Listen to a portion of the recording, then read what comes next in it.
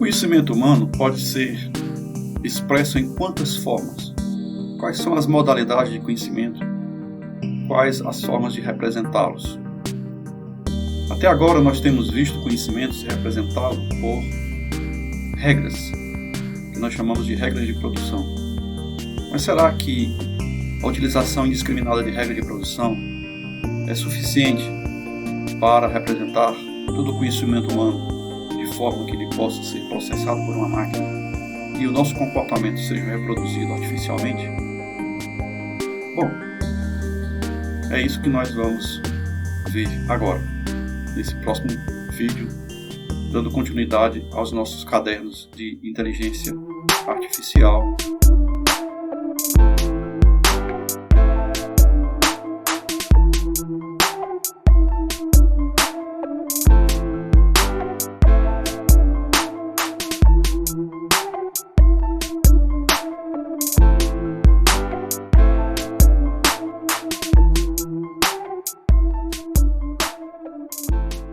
Nós vamos ver agora uma ferramenta de representação do conhecimento, aliás, duas ferramentas de representação do conhecimento, chamadas de scripts ou roteiros e frames, também chamados de quadros.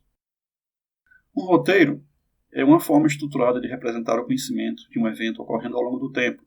Um roteiro é essencialmente dinâmico e está associado a um contexto específico. A construção de roteiros tem várias utilidades, inclusive no cinema e na televisão. A proposta de criação de roteiros foi feita por Shank e Abelson, através do seu livro, publicado em 1977, chamado Roteiros, Planos, Metas e Compreensão. Esse livro introduziu a ideia da utilização de roteiros para a representação do conhecimento. Bom, aqui nós temos os componentes de um roteiro. A primeira coisa são as condições de entrada, que são os descritores do mundo.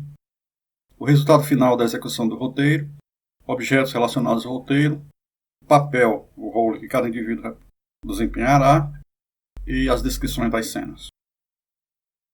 O roteiro, como o próprio nome está dizendo, é muito semelhante ao que se usa no cinema e nos programas de televisão. Vamos pegar aqui como exemplo um dos exemplos que os autores daquele livro propuseram na época, que é o exemplo do restaurante. No restaurante, João foi a um restaurante à noite, pediu um bife. Quando pagou a conta, percebeu que não tinha mais dinheiro. Na verdade, quando foi pagar a conta, né? Ele correu para casa, pois tinha começado a chover. Então vamos descrever esse roteiro, vamos construir esse roteiro. Ele tem um nome, que é cafeteria, né? Ele tem acessórios, que são as mesas, os cardápios, a comida, fast food, a conta, o dinheiro, e os papéis, que são o S cliente, o W garçom, o C cozinheiro, o M caixa e o O proprietário. Com isso nós podemos então construir o nosso roteiro. As condições de entrada são: S está com fome, S tem dinheiro, S é o cliente. Os resultados esperados é S tem menos dinheiro, P tem mais dinheiro, que é o proprietário, S não tem mais fome, trocou o dinheiro por satisfação. S está satisfeito? Nem sempre. Isso pode ser previsto também no roteiro, que ele pode estar satisfeito ou não ao final. A primeira cena é a cena do cliente entrando no restaurante. Então nós usamos os mesmos conceitos primitivos de dependência conceitual, que nós já falamos no vídeo anterior, para a descrição dos roteiros. Então nós temos aqui o cliente que transporta para dentro do restaurante. Então nós temos a primitiva, cliente ir para o restaurante. É uma mudança de localização física. A seguir, o cliente atenta ou atentar para olhos nas mesas. Isso aqui também é outra primitiva. A seguir, o cliente se move, ou se transporta também entre as mesas, até encontrar a mesa de destino. E o cliente também se desloca para a posição sentada. Estava na posição em pé, se desloca para a posição sentada. Então essas são as primitivas que representam a cena 1, o cliente entrando no restaurante. Vamos só relembrar rapidamente aqui quais são os componentes básicos das ações. A trans, transferir um relacionamento. A F-trans, transferir a localização física de um objeto. Propor, aplicar força física, mover parte do corpo do sujeito. Pegar um objeto através de um agente, ingerir um objeto, expelir um objeto, transferir informação mental, M-trans. M-const, construir mentalmente uma informação nova. Conceitualizar, falar, atentar, que é olhar. É importante que se diga que os roteiros eles são muitas vezes opcionais e são alternativos. Então você pode ter um roteiro que ocorre segundo certas condições. Na cena 2 nós começamos com o cliente procurando o cardápio. Ou ele pega o cardápio sobre a mesa, F-trans, cardápio sobre a mesa, ou ele pede o cardápio ao garçom, M-trans para W. M-trans, transferência de informação mental, cliente para garçom. Aqui tem um processo específico de recepção do cardápio. E aqui tem um processo de ele já estar com o cardápio nas mãos, porque o cardápio estava sobre a mesa. O cliente observa a lista de pratos, ele recebe a informação sobre a lista de pratos, ele faz uma escolha, sinaliza o garçom se desloca até a mesa, o cliente transfere a informação mental M-trans para o garçom dizendo o que ele quer. Bom, o garçom vai procurar atender ao cliente, mas aí nós temos aí novamente dois caminhos alternativos. O garçom vai preparar a comida, food, né, que seria a cena 3, ou o cliente descobre que não tem dinheiro, não tem comida para ele, e ele vai para a cena 4, para o caminho não pagar.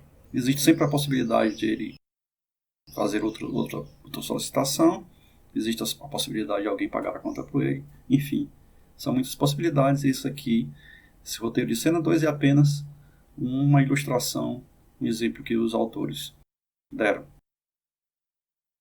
A seguir, considerando que o cliente tenha ficado no restaurante, alguém pague por ele, ou coisa do gênero, o cliente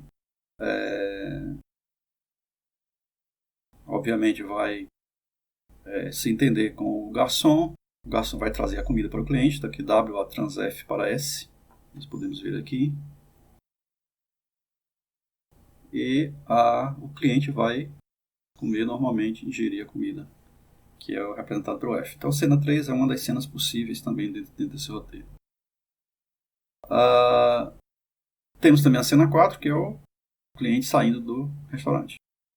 E o cliente solicita a conta, o cliente escreve a conta é transferida do garçom para o cliente, o cliente deixa uma gorjeta para o garçom, isso é um costume americano, nós aqui embutimos a gorjeta na própria conta, e finalmente o cliente paga a conta, passa o dinheiro para o M, que é o caixa, né, e se dirige à saída do restaurante. São as ações possíveis dentro da cena 4. Obviamente que existem muitas cenas possíveis, muitos roteiros possíveis para uma cena específica. Os quadros, ou frames, foram propostos por Marvin Minsky em 1974. Aqui nós temos o abstract do relatório que o Minsky fez para o Departamento de Defesa sobre as pesquisas que eles tinham feito em representação do conhecimento. Isso era um projeto de pesquisa financiado pelo Departamento de Defesa americano e ao Instituto de Tecnologias do Massachusetts.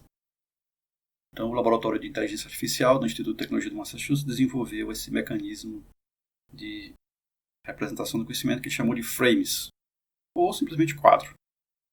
Nós temos aí a imagem do quadro. O quadro é composto de vários slots, ou escaninhos, né? Vamos chamar assim.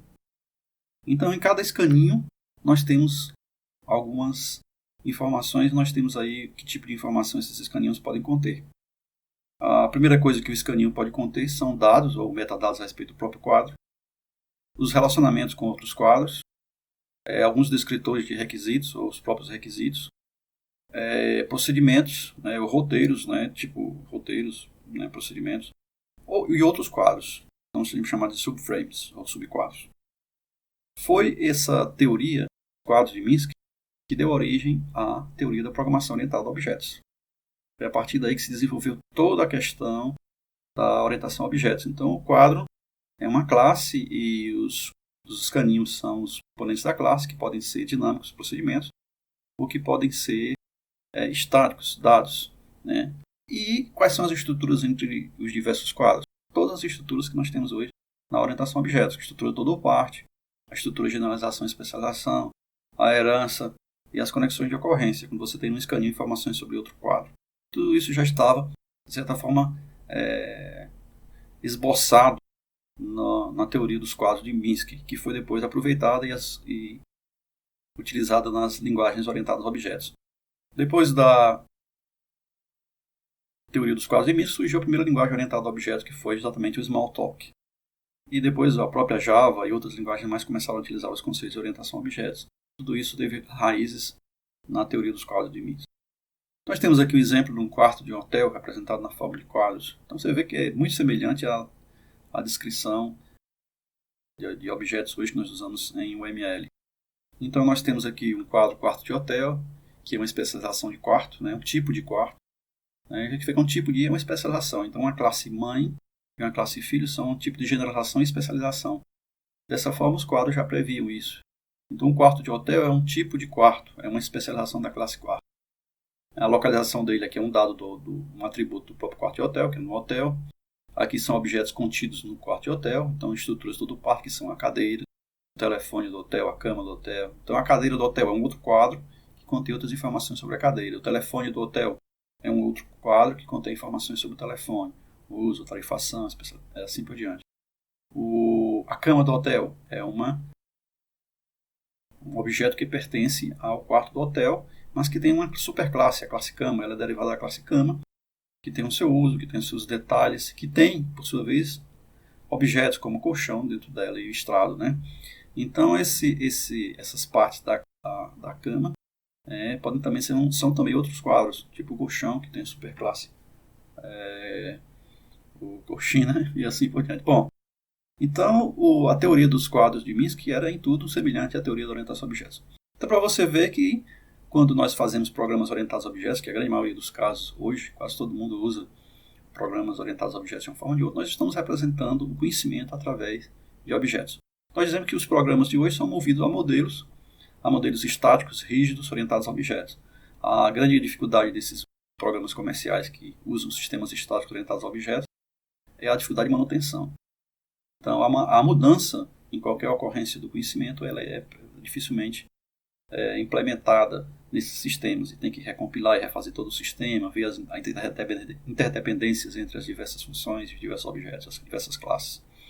Outra coisa que ocorre também é que eles são normalmente estáticos do ponto de vista das solicitações, das perguntas que se possam fazer. Muitas vezes são previstas particularmente todas as questões e todas as inferências que o sistema possa fazer. Então os sistemas inteligentes têm que ser um pouco mais do que isso. Eles têm que prever até o imprevisível, né? Prever que vai acontecer alguma coisa imprevisível, que alguém mais na frente vai fazer uma pergunta que ainda ninguém pensou.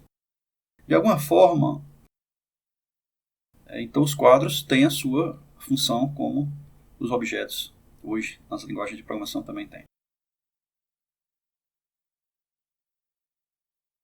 É isso, nós vimos aqui duas formas de representação do conhecimento, uma forma chamada roteiro e outra forma chamada quadros. Elas se desenvolveram hoje, estão em ferramentas diversas e no próximo vídeo nós vamos continuar vendo uma outra forma de representação do conhecimento que representa também de alguma forma a evolução das anteriores.